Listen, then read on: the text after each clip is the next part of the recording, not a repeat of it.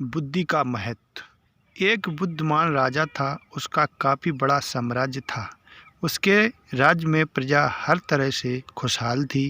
राजा को अपने उत्तराधिकारी की तलाश थी।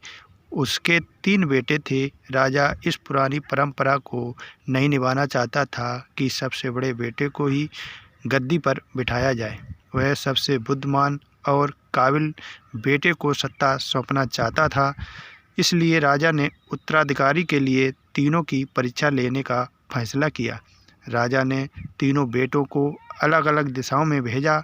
उससे हर बेटे को सोने का एक एक सिक्का देते हुए कहा कि वे इसे ऐसी चीज़ खरीदे जो पुराने महल को भर दे।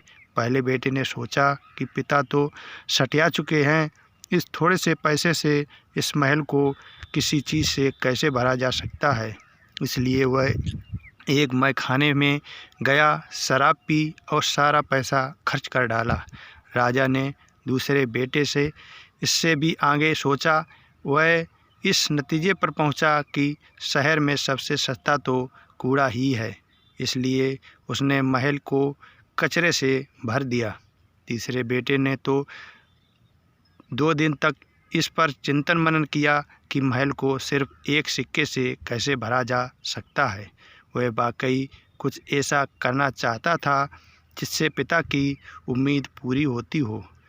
उसने मोमबत्तियाँ और लोबान की बत्तियाँ खरीदीं और फिर पूरे महल को रोशनी और सुगंध से भर दिया।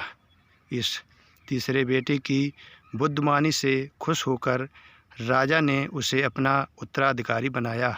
इस हिंदी कहानी से हमें ये सीख मिलती है कि बुद्धि से कुछ भी पाया जा सकता है।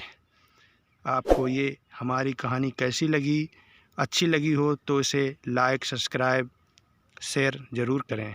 धन्यवाद।